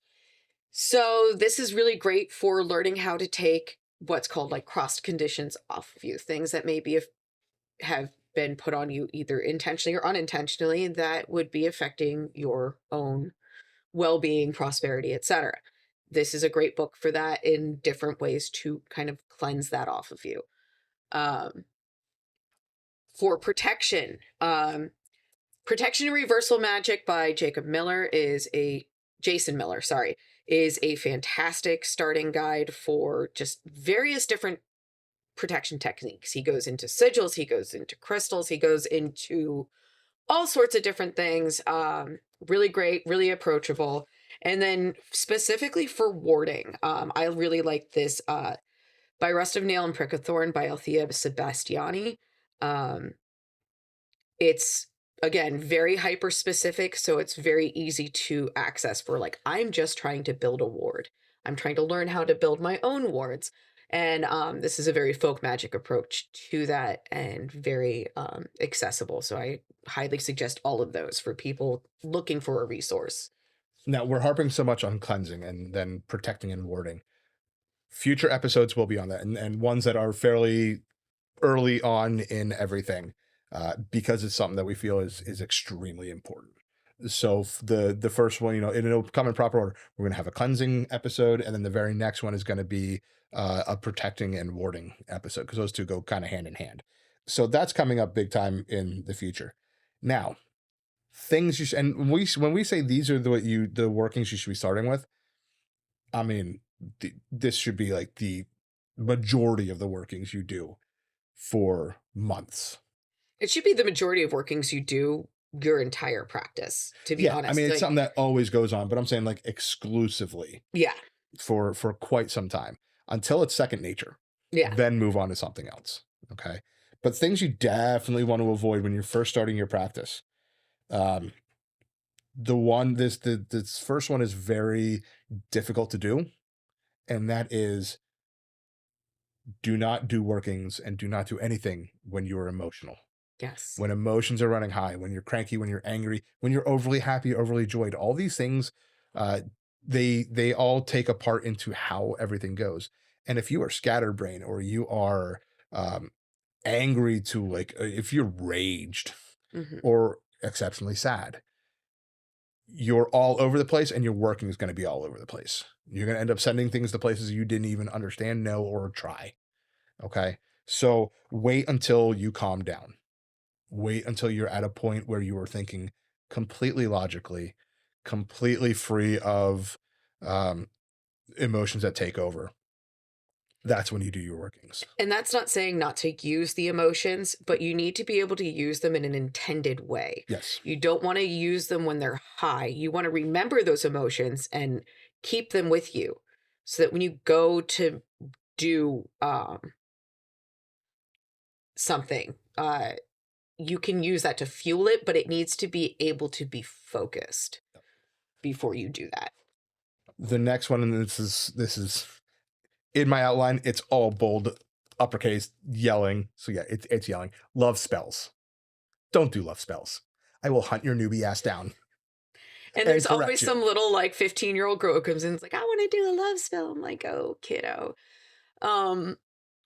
They very rarely work the way you intend them to. Yep. They can be dangerous in causing obsession. Yep. They can be dangerous in causing you to hold on to maybe somebody who is abusive or dangerous, which we have seen, Unfortunately. It's one thing if you want to do something to attract a good partner. Let's not get specific. Let's use it to help the universe guide them to us, not necessarily, I need so and so in my life. You probably don't. If you need to do a love spell to keep or hold a partner or acquire that partner, specific partner, you didn't want them in the first place. You didn't need them in the first place. You're essentially trying to impose your will onto somebody. So what you're really kind of doing is you're creating spiritual Stockholm syndrome. And regardless of what Beauty and the Beast tells us, Stockholm syndrome is not a great start for a relationship. Another way of looking at it is emotional grape, right? And we're saying grape because we're not going to get in trouble. Nope. But you're forcing yourself on someone. That's never a good thing to do. And like Jess said, if you have to do that to get the relationship you want, that's not a relationship you need. You also don't know how intense their obsession is going to grow. Mm-hmm. It could be very mild in the aspect of they just over text, overshare, and want to be right next to you all the time. Just extra clingy. Or it can get to a degree where it is literally and physically dangerous. And that's why, when we said we've seen it, unfortunately, that's the way that one went. Yeah. Okay. It is not a good idea, period.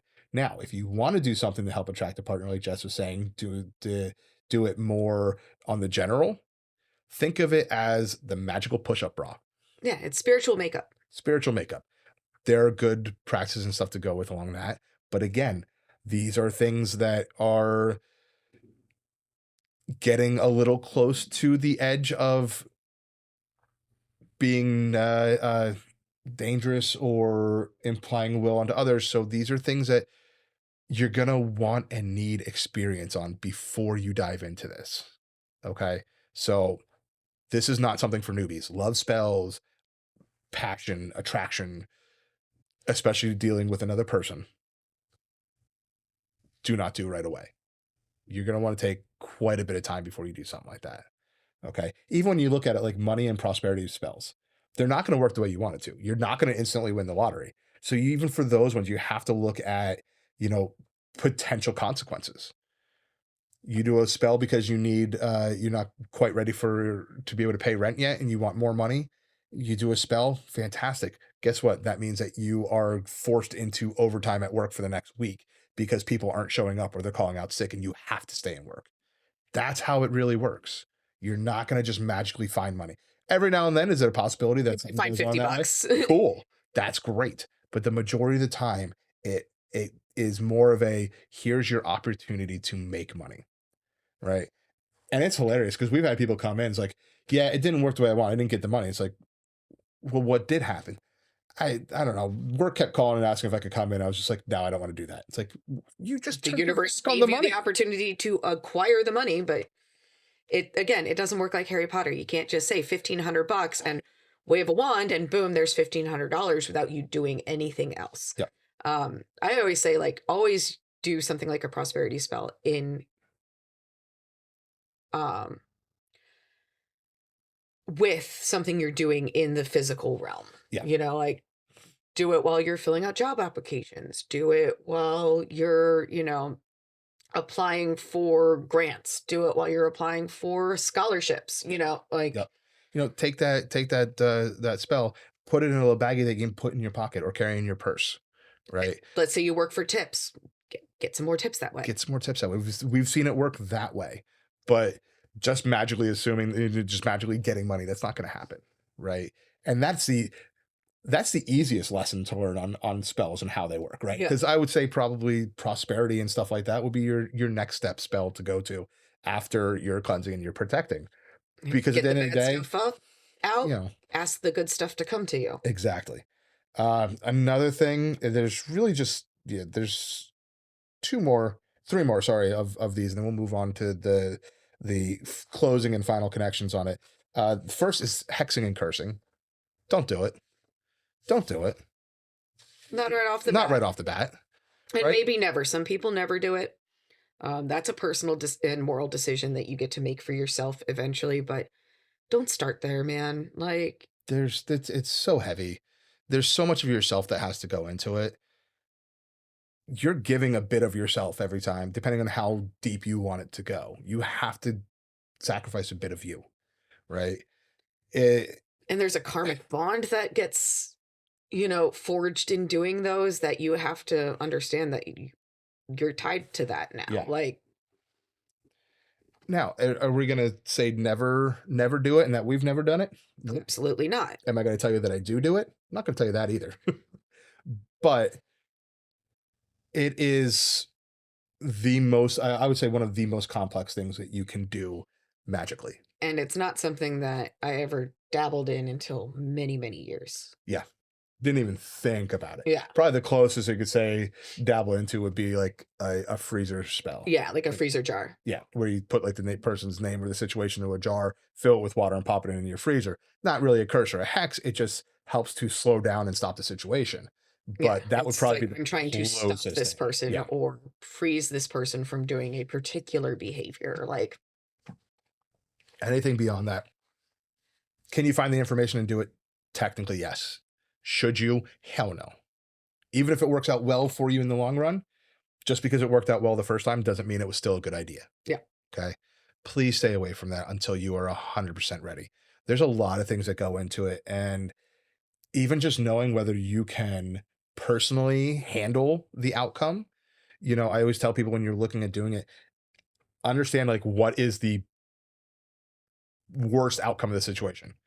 Can you morally be okay with that? So let's say essentially, in certain situations, the worst case would be the person dies. Can you live with that the rest of your life, knowing that you did a working that led to someone's death, right? That is an extreme situation. I understand that. But these are the kind of extremes that you need to think about when you're doing that kind of heavy of a work. Yeah. So just do yourself the favor, stay the hell away from it until you are more than ready. Years into your practice. This shouldn't even be anything you think about. Okay. After that, it's not something I would ever do over something petty. It's no, yeah. The few times I've strayed into that realm, it's been life or death situations. Well deserved for whatever it is the person ended up getting. Yeah. Snake oil salesman, that's going to be your next big one. If they're on Spiritual Walmart, aka Etsy, and they're charging $444.44 for a prosperity spell, they're a hack. Run away, save your money. I don't understand why you would spend that much for a prosperity spell, because why are you giving all your money to make money? That's too much money. Yeah. $1 should be about as much money as you put into a prosperity spell. Like, this is too much, guys. Yeah. Angelic numbers seem to be, and recurring numbers seem to be a big indicator that maybe not the most on board, up to par. So, 11111, 7777, all that kind of good stuff. That's an initial red flag for me when I see it. Yeah. Also, anyone who approaches you does basically like a cold call on you, like you're on social media or whatever, and you get I received a message that's just for you. Come on. Yeah. Come on. Always a hack, and they're always gonna be like, oh, you have a curse upon you and I can cleanse it for $222.22. Run. We've gotten those messages to the Menagerie Facebook page.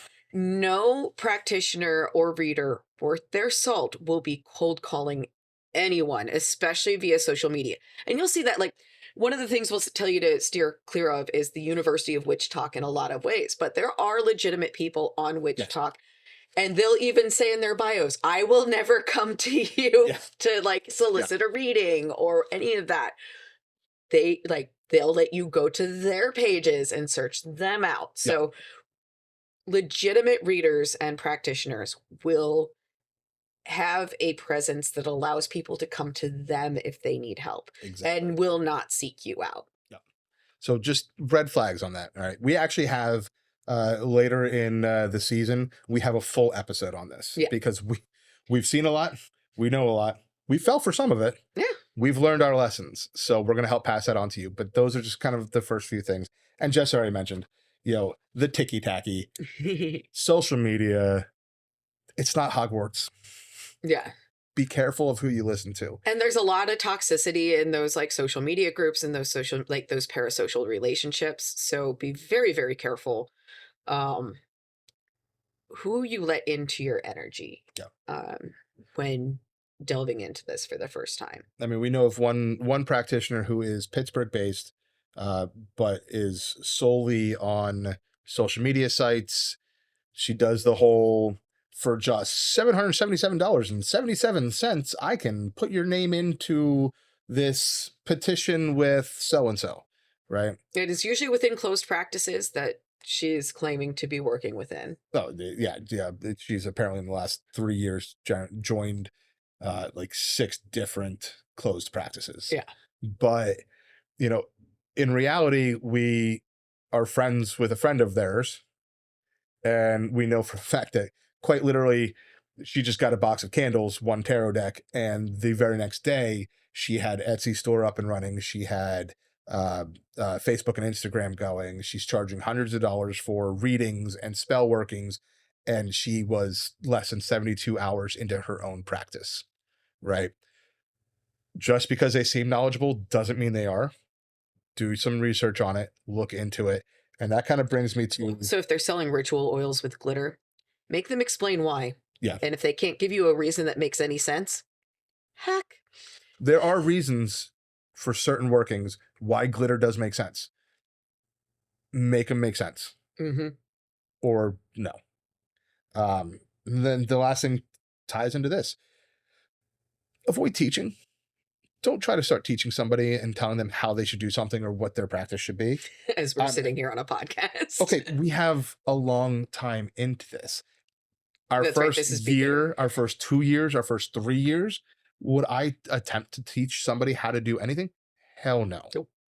I mean, it was 6-7 years in when we started at the other metaphysical shop, and even then it felt wrong to be teaching somebody, even on the most basics of things. So you don't know. Zip. And even in this kind of world, even when you think you know, you probably don't know. It'll be one of those things. Eventually, it's gonna just naturally come out in conversation, and you're gonna realize, holy crap, I do know this. I'm teaching this. I'm pointing somebody in the right direction. It takes time. So don't think that you've been doing this for 6 months and you can start. That's never you're an expert on cleansing, and no, you've just scratched the surface. We had somebody else that used to come into the shop. Well, I've been a witch for 6 months now, so I'm good to start teaching everybody else how to do it. No, you're not. Son, you need to sit down. Yes. So those are all things, those red flags, these are things you need to avoid. Before we go into the closing, are there any other books that we wanted to mention to them, or any other outlets? I think so far for right now, I think any of the online stuff, we've mentioned the ones we were going to mention that are pertinent to this episode. Yeah. So anything else for beginners as far as books go? Yes. So there's one that I don't have a copy of right now because it's on loan. But that is The Green Witch by Aaron, Arin, Hiscock Murphy, and Hiscock is spelled exactly how you think it would be. Ooh. That is a great beginner's guide for just starting a practice. It mostly deals with like green witchery, which is very much like herbs and natural world things that are going into building a practice. It's fairly like non-practice specific. So it's really, really approachable for a beginner and gives you a good idea on how to start setting things up. Another one I like is this Encyclopedia of Spirits. So when you start getting into trying to figure out who, what, and where is happening, this is a really great resource for, at least it's literally an encyclopedia. It looks like one, it reads like one, but it gives you a little bit of background on that, on like different types of spirits, different types of deities, things like that. Charm Spells and Formulas by Ray T. Marlborough. This will be a good resource in learning how to build some spells and build a ritual around certain things. Going back to Sigil Witchery, this is a really great resource. She also has a oracle deck that was just recently released. That would be a good addition. And this is Laura Tempest Zakroff. Yeah. All right. I'll be honest with you. I enjoyed this book. This was mine. I read it. I did enjoy it. I didn't learn anything I couldn't learn off of Google in 5 minutes. Okay. Sigils, especially, that's something that is very specific to the moment and the creator. So if you want a good read on it, awesome. Take it. Do it. It's Read a it. good compilation But- of what you can search for free online, but some people like the hard copy. So, and then this is a hoodoo book. It's about hoodoo, mojo, and conjuring with herbs by Stephanie Rosebird, Stickstones, Roots, and Bones. As you can see, that one is well annotated by myself. Again, some of the stuff that she touches on is closed practice items, but it is, especially for somebody like me who works within the metaphysical realm and has to have at least a working knowledge on some of other practices, it gave me a little bit of a good basis on what is closed and why, and some good reference points for people who come in asking questions. On top of that, again, it goes into a lot of the conjuring aspects. So there's a lot of things in there that are basic North American conjure that are open to be used and utilized. So, okay. So that's drawing us to a conclusion for today's episode on where to start our practice. If you have any questions that you'd like to ask us, if anything has sparked an interest, or if you have well, what about this instead, or I do this instead, fantastic. Please send it in to us. You can email any question or any comment to us at the.Conclave.Podcast@gmail.com, or direct message us on Facebook and Instagram. Again, the.Conclave.Podcast. You'll see that's going to be the name and title for all. We like doing it on one platform and one resource and all the way through, so that everybody can very easily find us. Okay. Episode 13, I mentioned that in one, and I'll mention it every time between now and then, is going to be a AMA. Yeah, it's Ask a Witch, right? So we're going to get in as many of the practitioner friends that we have and people that we're close to and trust come on, and we're going to answer your questions looking at it from a multitude of practices. Okay. So when you have those kind of questions, this is the way to get a hold of us. Next time, in 2 weeks, we're going to be having our first guest on the show. It's a good friend of ours, Sean. This is going to be our Valentine's Day episode. We're going to do a little brown chicken, brown cow. Sean is a sex magic practitioner, so he's going to come on and talk about his practice and his insight on things in that realm. It should be a lot of fun. So if you enjoyed this, we're going to get into that generic thing that you hear from everybody. Like, subscribe. Like, share, subscribe, follow, comment, and rate us. We do greatly appreciate it. And if you would like to watch the podcast rather than just listen to it, if you don't use Spotify and you'd like to see it in video form, head on over to YouTube. It's on YouTube as well. Again, the.Conclave.Podcast. And that concludes us. So everybody, thank you so much for sticking with us. We ran over our target time a little bit. We might get better at that. Big episode to get through. So yeah, we might get better at that. We might not. We're long-winded. So you guys have yourself a wonderful time. Thank you for listening and watching, and we'll see you in a couple weeks. See ya. Until next time.